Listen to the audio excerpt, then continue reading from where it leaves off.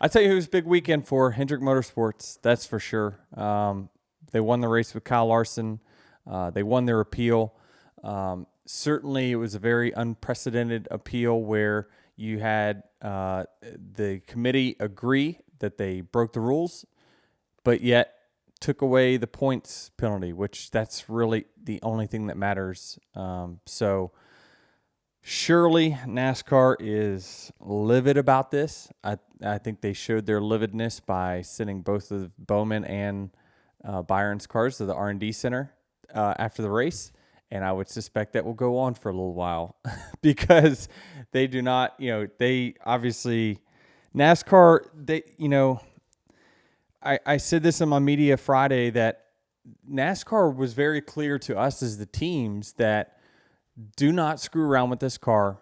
You've asked us to do these single source parts, so don't mess with them. And if you do, the fine will, and the points will be so heavy that it's going to deter you from doing it. I wonder if the panelists were privy to that information, though, because that whole those words that Steve O'Donnell spoke to us as the teams when they all sat us down and said, "Here's the new points penalties for these next gen cars." He was very adamant and says, "I'm telling you, it's like this, and it's so harsh because you shouldn't be messing with them, and it messes up our whole business model as teams." And frankly, it made me mad as the owner of 2311 because I don't want to have to go hire 3 design engineers to figure out how to screw with factory parts, right? It made you mad that they got off on the point. Oh, the Hendrick. Yeah, because that was supposed to be a big penalty because they broke a big rule, right? Yep. I mean, it's the single biggest rule on. The only other thing you could do really is have counterfeit parts. That's maybe even bigger. But I saw Jordan Bianchi's article where all these, he was so smart. Given everyone say, "Hey, it'll be totally anonymous. Tell me what you think about this." And he asked 9 crew chiefs, 3 competition directors. And I mean, you can read a couple of their, just give me a couple of their quotes, Jared. So the first one, and I like this one the most. "How can you be half pregnant?" said a crew chief. "If Hendrick truly did something, then why did they get their points back? And if they didn't do anything, then why fine and suspend them? Makes no sense. I don't understand it." And then another crew chief, "I'm disappointed. The one thing NASCAR has made clear is we're not supposed to mess with vendor parts, period. They've been as clear as day. If you do that, you're going to get hammered. So then explain to me how they get their points back. The one thing that really, really, really matters in the big picture. I don't get it all." Yeah, I mean... And then another one. It's stupid this is the sentiment. I can tell you. I know the team part of it, the owners part of it. The teams are mad about this. There's no question. NASCAR's mad about it, and the teams are mad about it. There's only one team that's happy about the result. That's for sure, because this breaks what this whole car's business model was built around.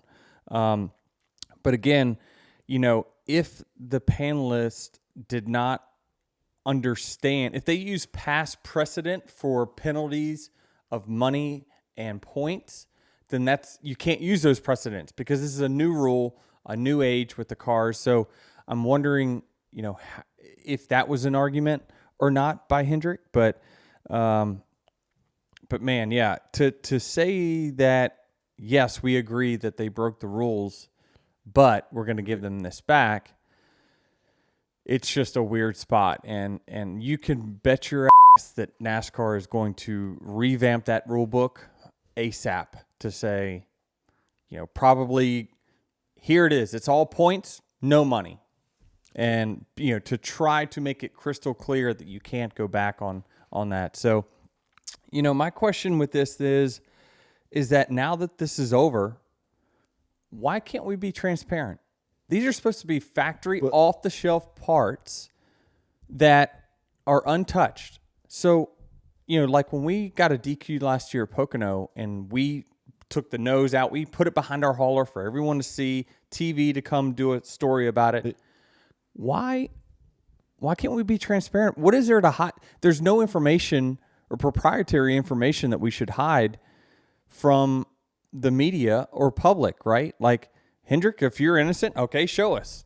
Yeah. How this was right. And NASCAR, if it was wrong, show us how it was wrong. Like, this would be we're missing facts, and it's causing so much speculation in the media world and in the public that, you really need to be transparent to show these people what it all is going on. And certainly if you want to deter it from happening, and I said it last week, then call these people out. Show the people what rule was broken. We used to have parts all around the back of the hauler, NASCAR hauler, that they would confiscate that were they deemed illegal before tech. I mean, it'd be like a yard sale back there, back in the days when we used to build everything our own.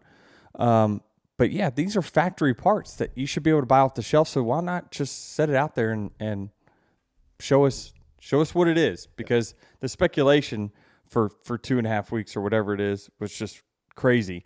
But I guess tell you, it's still possible that after this colleague appeal, we could get that transparency. no chance. No way. Do you think there's even if Hendrick, if the penalty and everything was overturned for Hendrick, why are I feel like NASCAR should just cancel this colleague appeal, because certainly they can't.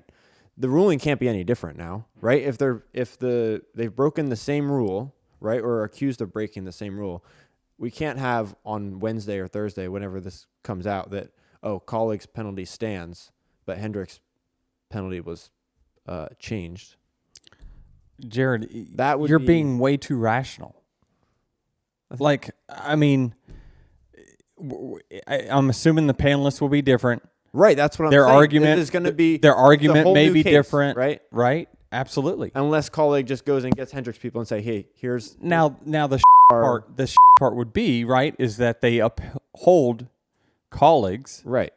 And from what I understand, they did absolutely nothing. They just received this that maybe was accidentally sent to them.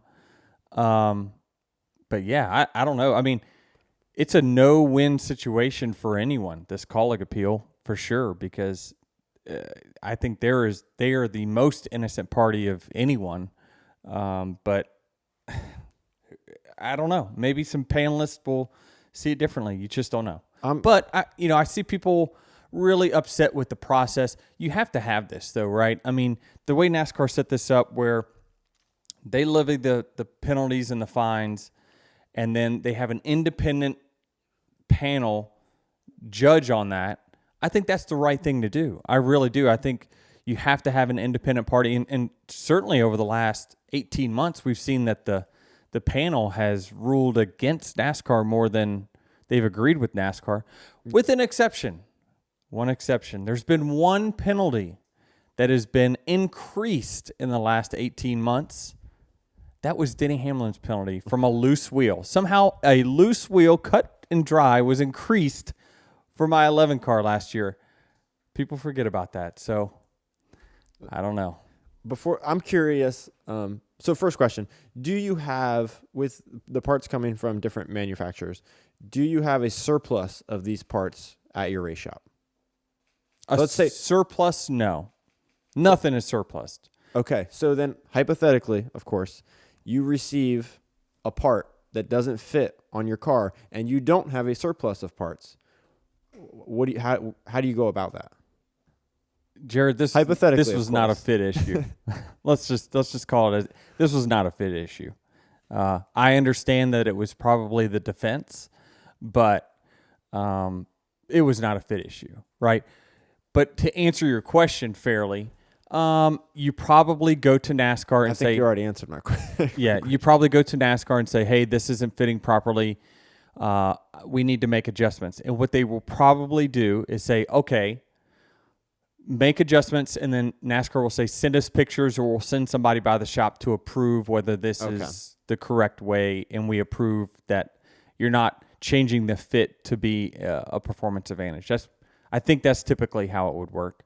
Because I know early on when we had fit issues, when the next gen car just started, they would request the teams, if you have to cut something, hammer something to fit, like send us pictures so we can give you the thumbs up before you put a wrap on it. And now, given the track record of the appeals panel over the last 12 months, 18 months, is it worth it for teams to find these loopholes and then, break the rules in a sense, knowing that they have a good case to go to court that they could win? Like, is the potential gain outweigh the potential penalty? Yes, if NASCAR doesn't beat you to the punch. I think they're going to change the rules sooner than later, as they should. But not till next year, right? I don't know. They update rules weekly, to be honest with you. I mean, I don't know about these big ones, but they do change rules in the rule book weekly to, when something comes up unforeseen that they didn't see coming, like they'll put rules in to kind of make sure that, they keep this thing organized. So I think yes is the short answer to your question, that yes, this opens it up to the teams to have a case to do it. But would you really take that chance that maybe your 3 panelists don't have the same opinion? And then do you want to spend $100,000 per car, risking the cheating? I don't think so. I think that NASCAR, trust me, they are not happy about this at all. There's nobody happy about this for sure other than Hendricks. So they had a great week. Congratulations to them. They made a case. They won the case. So.